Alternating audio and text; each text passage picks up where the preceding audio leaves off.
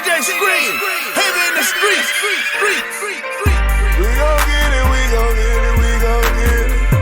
We gon' get it, we gon' get it. Get it in blood. Get it in blood. We gon' get it, we gon' get it, we gon' get it. We gon' get it, we gon' get it. Get it in blood. Get it in blood. Hood rich. Get it out the mud.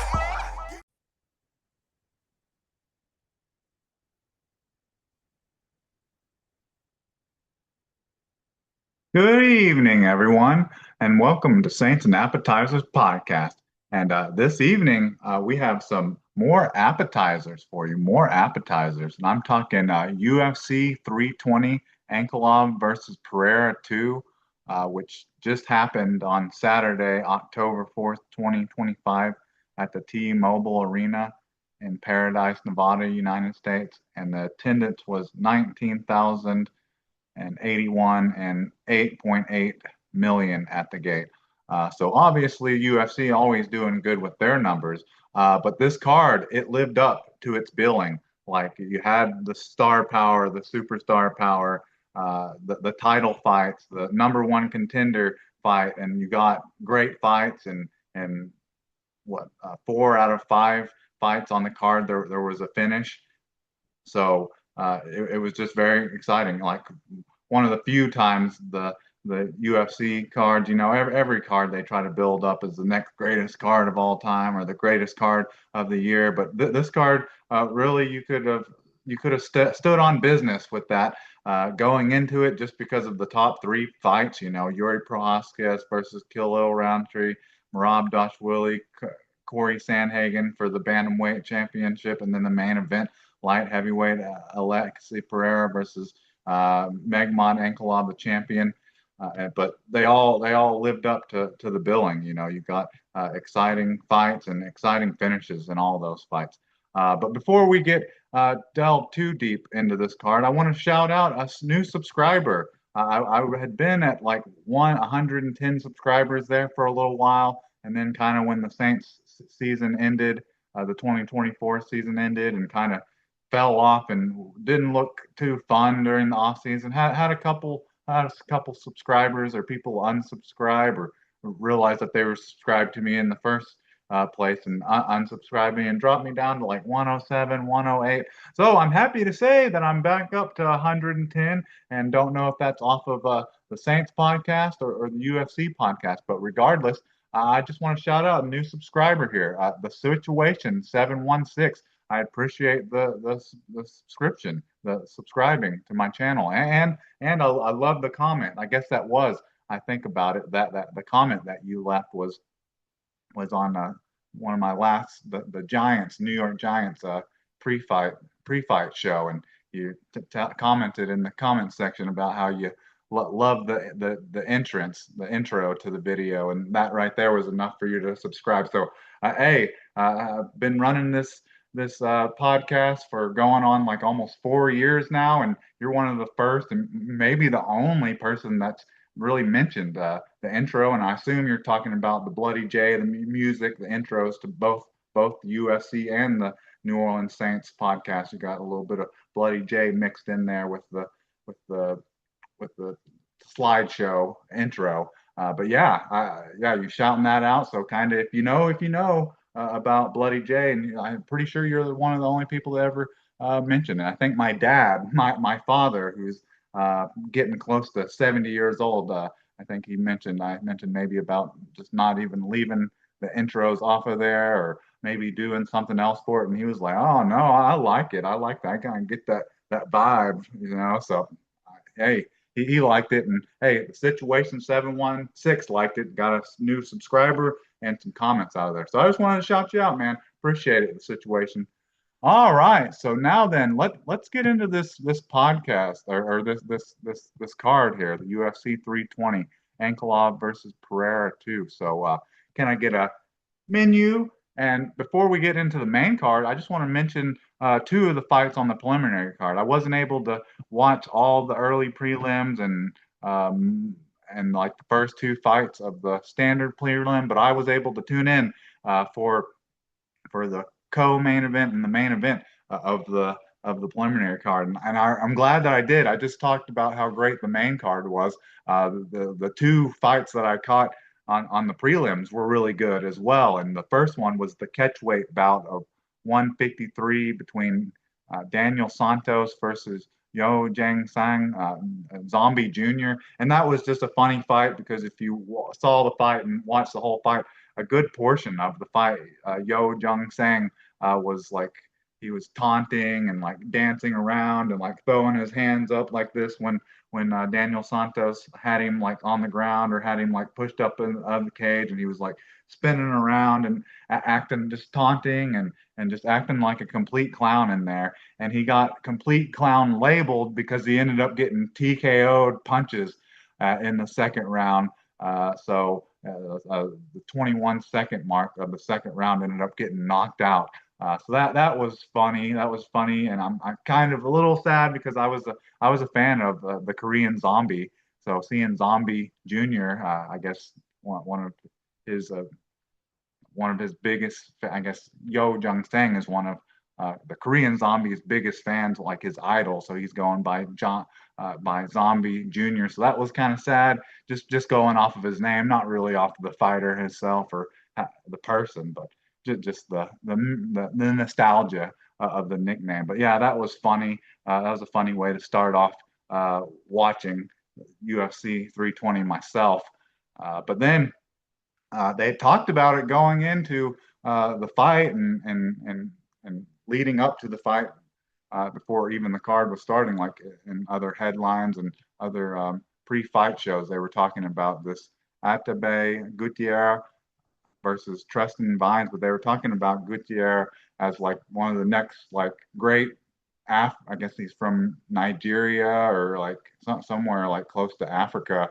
He's considered like the next great knockout artist since what is it, Noguera? Uh, yeah, Noguera. I think no, kind of the not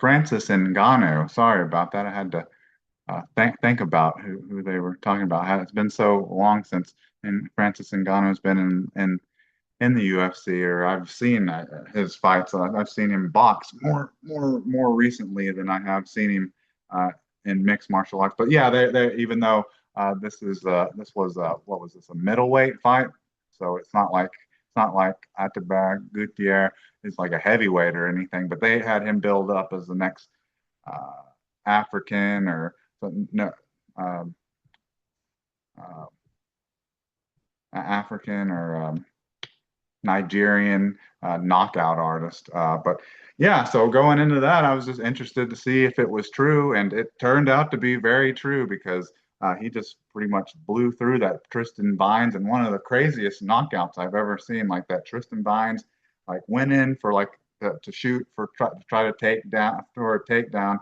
and he ran into Gutierrez knee, like, and that pretty much knocked him out. But then he was still, even after taking that devastating knee that pretty much knocked him out, he was able to kind of put clinch up and push Gutierrez against the cage with like his head like underneath uh, Gutierrez's arm, under his arm, and then Gutierrez laid a couple elbows that I guess knocked him out completely, and Gutierrez just kind of like peeled him uh, off of off of him, and just threw him to the ground, and then landed like one or two shots while he was like sitting up, like with the on his backside, like up against the cage with his legs out in front of him, and just completely starched him. That was like one of the craziest knockouts and finishes I've ever seen. Just with the way that he just like grabbed him and just like literally like peeled him off of him and threw him to the ground, and then just like an uppercut with some ground strikes just to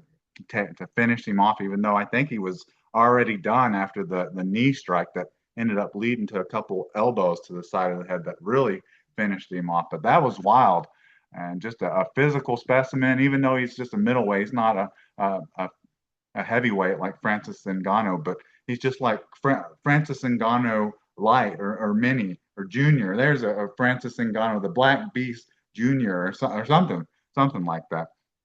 But yeah, so that was exciting seeing some up and comers, not quite as familiar names have some one really funny with Zombie Junior, and then one just like ridiculous, like crazy knockout and Ataba Gutierrez. So that was a prelim. So even the prelims were exciting with the total fights on the prelim. Let's see. So there's 10 fights on the prelims, and the four of the 10 fights ended in stoppages, one submission and three KOs. So that was prelims was had great watch value too. But let's now get into the main card here. So we made some picks on this.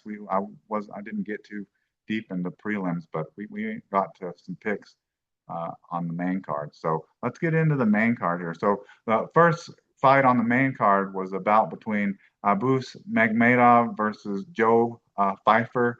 And I didn't really have a huge opinion on this fight just going into it. I just ended up picking Abus Magmedov just because he was a little more uh, veteran, a little more skilled, and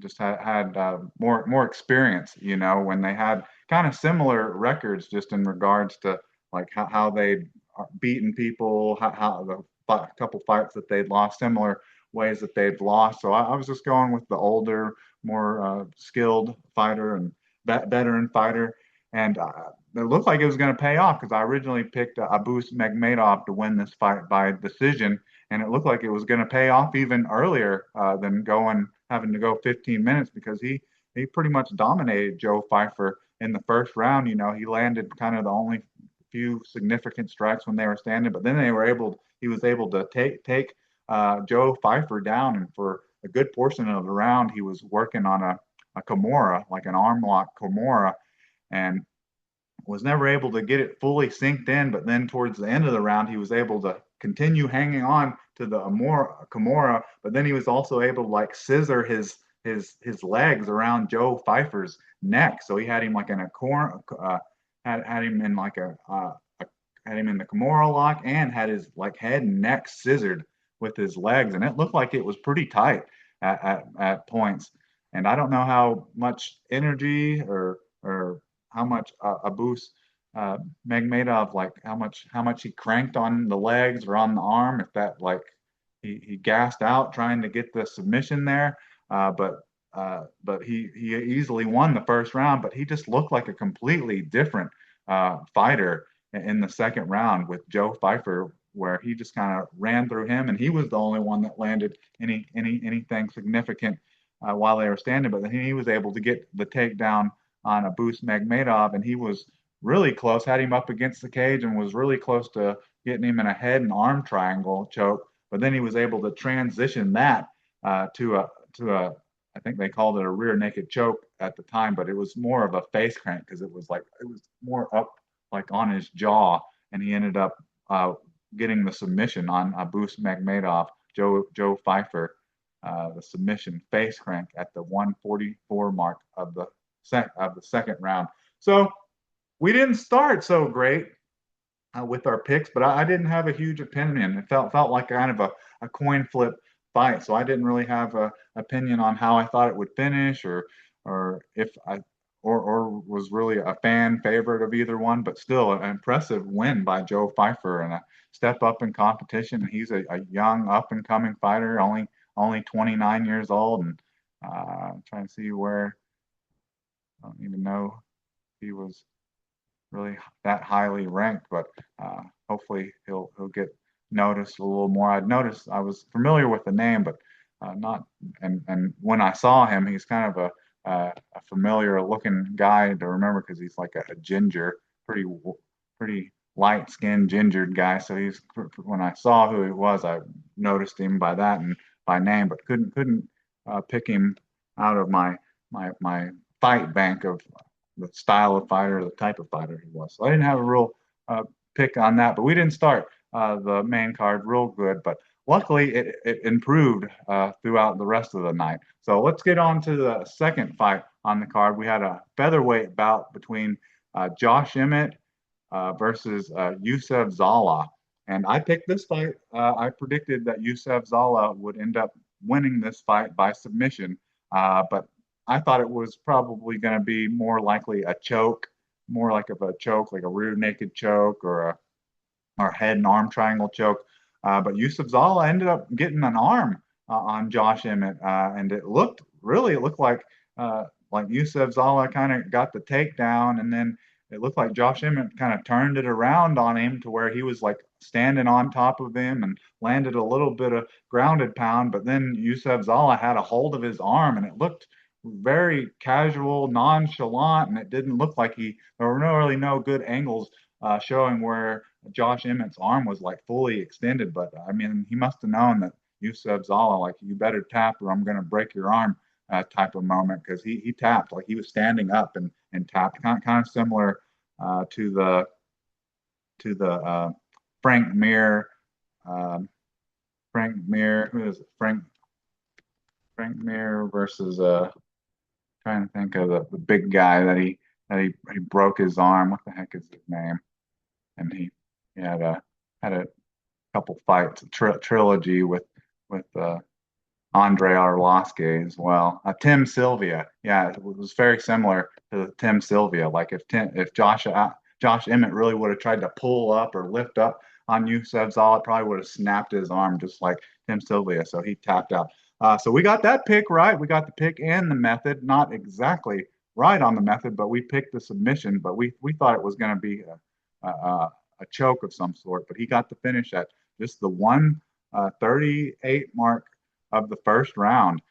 So yeah, we talked about how Josh Emmett had lost 3 of his last 4 fights, and now it's 4 of his last 5. So is Josh Emmett washed? Is he done? Is he time to retire? Was never a huge fan of him again. So maybe this means I won't have to see Josh Emmett descent cave monster 30 days of night looking ass Josh Emmett anymore. And he's 40 years old. So it's time. I think it's time to hang him up, especially when you got a guy like Youssef Zala just running through you and just almost breaking your arm off with, with, within 1 round of competition.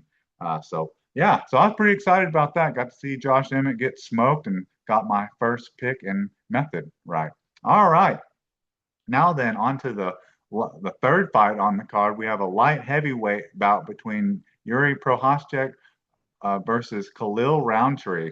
And I picked Yuri Prohaschek to win this fight originally, and I thought he was going to get the knockout just because he has such kind of a crazy style, and Khalil Roundtree just from his previous 2 fights against Pereira and Jamal Hill, he's just kind of always is like coming forward, and I thought that would maybe lead to Prohaschek landing something crazy or an unorthodox, with his crazy kung fu, like bouncing up and down, like style.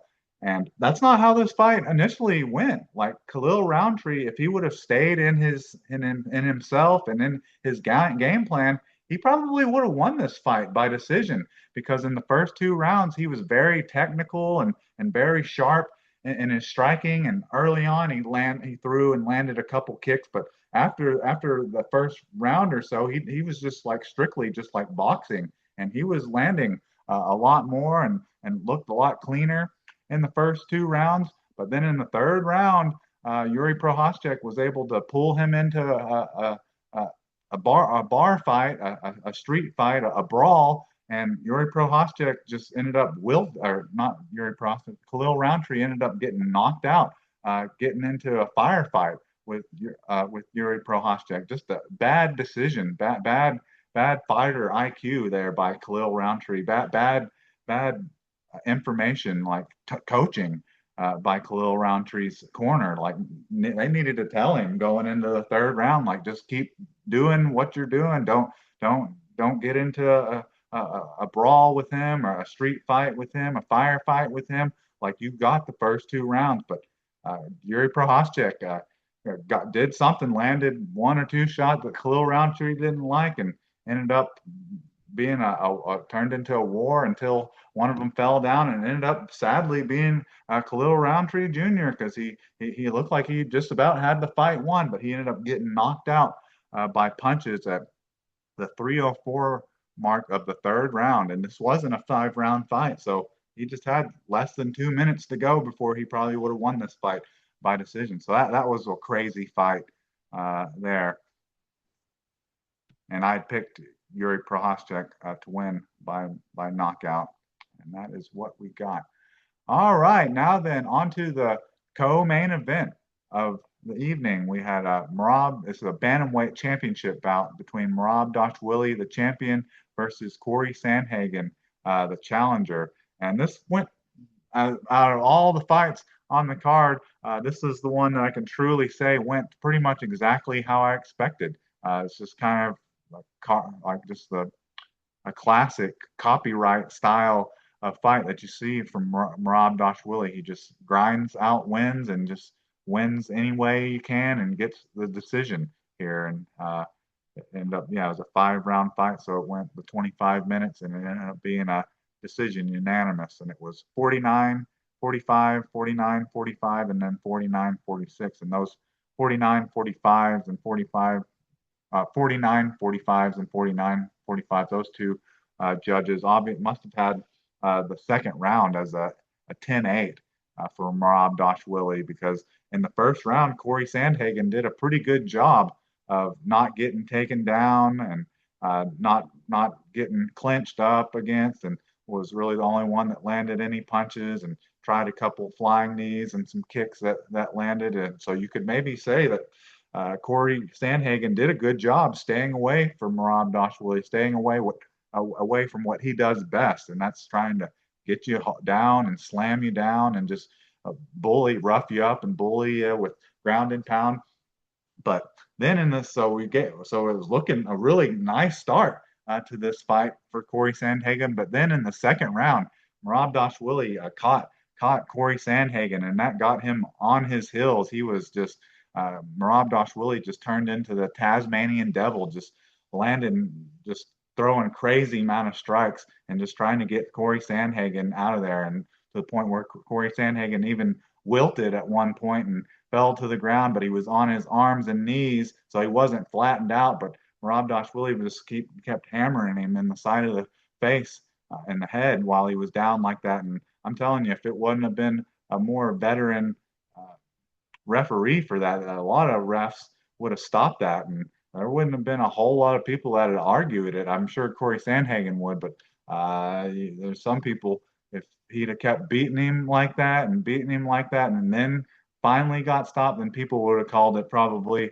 close to calling it a late stoppage, but it was ref like perfectly. So yeah, Corey Sandhagen got thrown through a tornado of strikes and ground and pound by Merab Dashwili in the second round. So it was really surprising that he didn't get the finish. And I don't know if we've really ever seen Merab Dashwili ever like gassed or tired, but I seemed to take it out of him. That seemed to slow him down a little bit, trying so hard to get the finish there, because it was just kind of more of the same in the third round where he was able to just get Corey Sandhagen to the ground and be really the only one that was able to land anything significant in the third round. And then the fourth round was kind of similar to the first round, where Corey Sandhagen did a good job of like avoiding Merab Dashwili and looked like he was about to maybe win the fourth round to maybe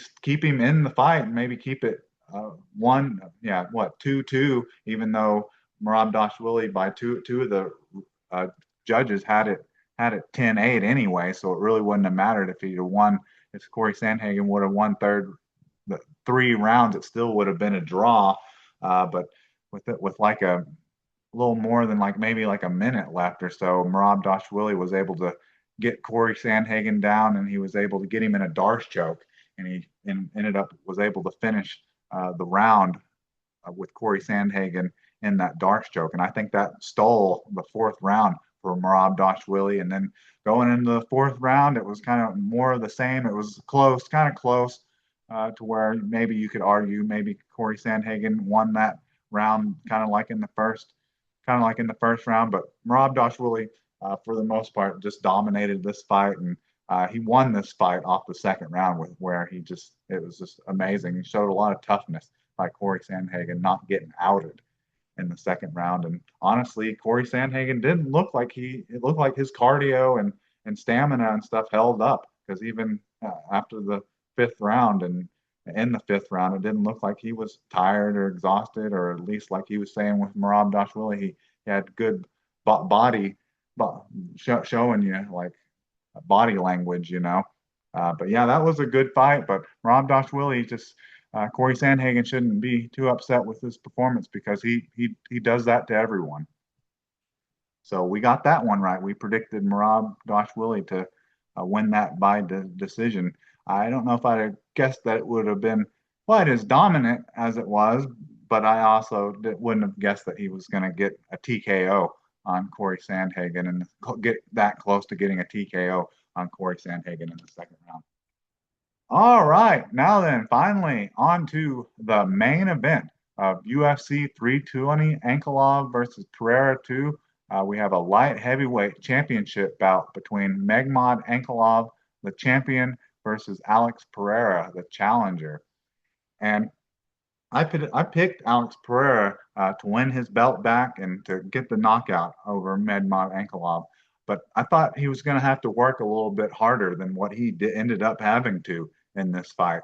I thought he was going to have to defend a couple takedowns, maybe have to get up a couple times, or maybe have to get out of the clinch of Megmod Ankalaev a couple times in this fight, and maybe drag it into the late into the third or the fourth or fifth round, and maybe Megmod Ankalaev maybe slows down a little bit from all the takedown attempts and clinches and the frustration of Alex Pereira just getting back up, and then Alex Pereira would be able to get him and knock him out in the later rounds, kind of like what he did with Khalil Roundtree. You know, finally was able to wilt him and slump him in like the fourth round. But Megmod Ankalaev ended up just getting ran over in this fight by Alex Pereira. So Alex Pereira, first I heard that he was only like 50% in the first fight, and then I heard that he was only 45% in the first fight, and then I think the last time I heard anyone was using 40% of how healthy Alex Pereira was in the first fight was just 40%. And if you tell me that and then showed me this, I 100% believe it, because he just like literally just ran through Megmod Ankalaev. He just walked him down from the start of the fight.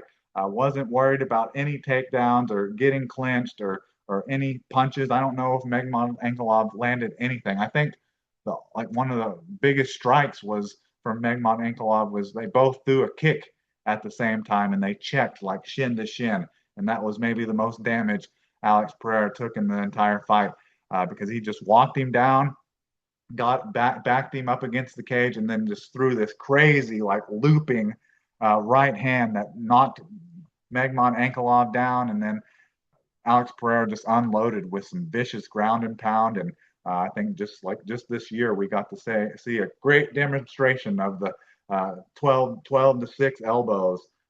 He landed about, I don't know, about 12 to 6 elbows on Megmod Ankalaev's body, and then the head that finally got him out of there in just a minute and 20 seconds of the first round. And then he had him down, and he was going chama, chama, chama, while Megmod Ankalaev was trying to catch his bearings. He even set up and tried to get up real quick to try to get out of the disrespectful moment. But too late, Megmod Ankalaev.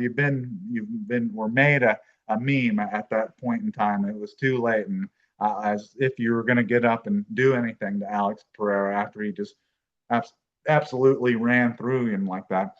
And I thought that we might see like a rematch, like a trilogy between these two, if this fight kind of went more how I thought it was going to go, even if he did get the knockout. If it would have been late in the third round or the fourth or fifth, then maybe it would have been a legitimate question as to whether Megmod Ankalaev deserves an immediate rematch. But I don't really think he does, because he got beat in such a dominant fashion.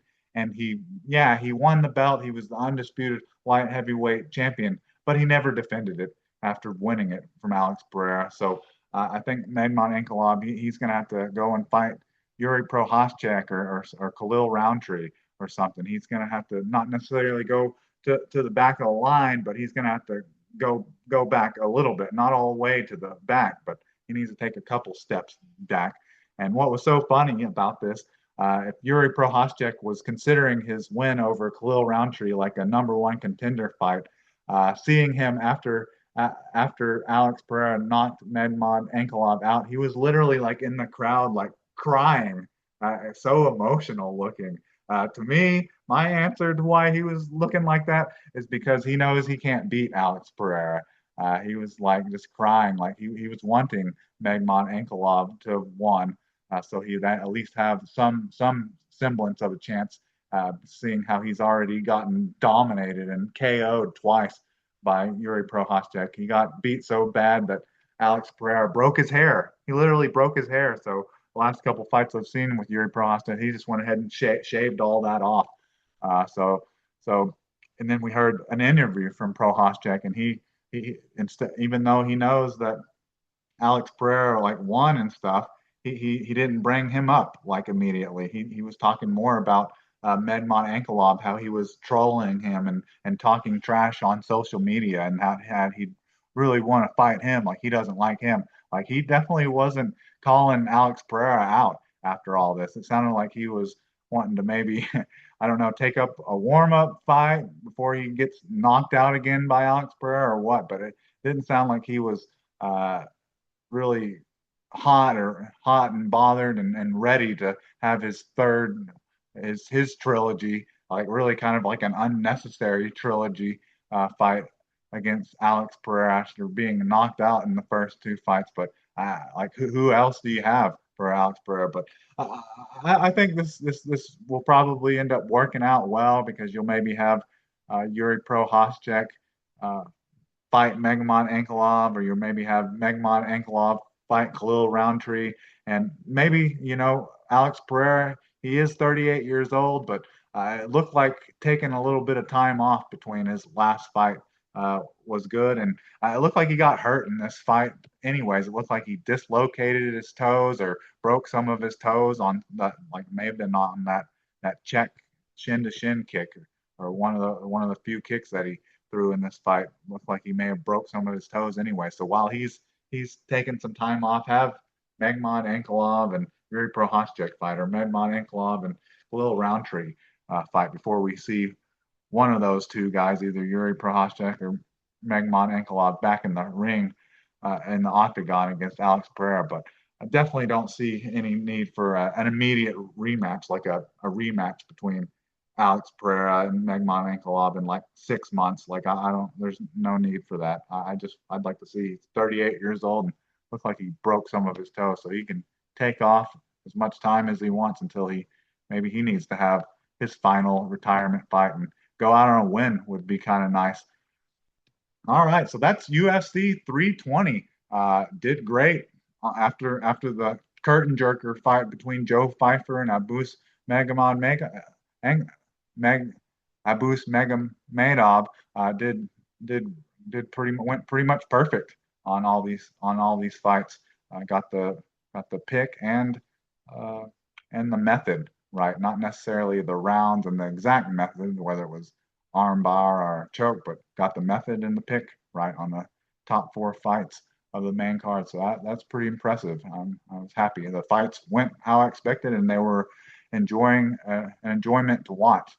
So let's see. Before we get out of here, let's go over the bonus awards. So fight of the night goes to Yuri Prohaschek versus Khalil Roundtree Jr. I don't think there's too many out there that would argue that fact because that was a crazy fight, and the ending of it was crazy. Like I feel kind of bad for Khalil Roundtree because he had that fight won. He just got outside of himself, and his game plan and his fighter IQ went to zero because he got into a barn brawl, a barn burner, and just a slugfest at the end, and ended up being the one that got caught and knocked out, even though he won the first two rounds.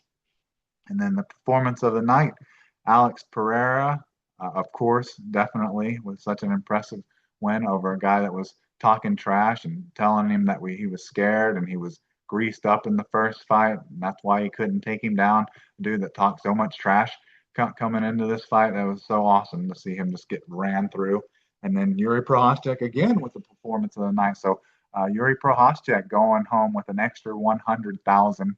And then Joe Pfeiffer, I was a little disrespectful in my first pick on the main card. But yeah, it was nice to see him uh, have an impressive victory and a young up and comer. Hopefully, he'll get a nice ranking by his name after that impressive victory and kind of a comeback win over Abus Magomedov after being caught in a Kimura and a scissor lock. So those are your yeah your I guess that's your five fighter bonuses if you include Khalil Roundtree in the fight of the night. But yeah, this was a great card. So we're getting close to the end of the year.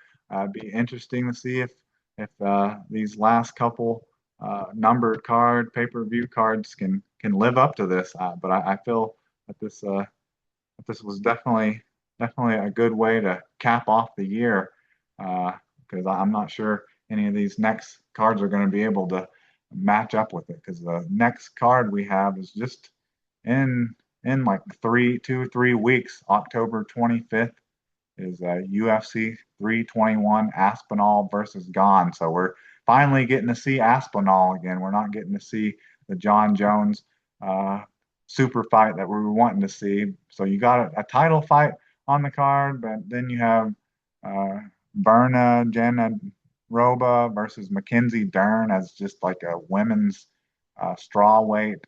I guess it's for the vacant straw weight belt. So after that, after the main event, that card's not too exciting. So I think the UFC did good and at least given us one more good pay-per-view of the year, and they did that with UFC 320 Ankalaev versus Pereira 2. But anyways, I think that's about all I have for you. So can I get a check, please?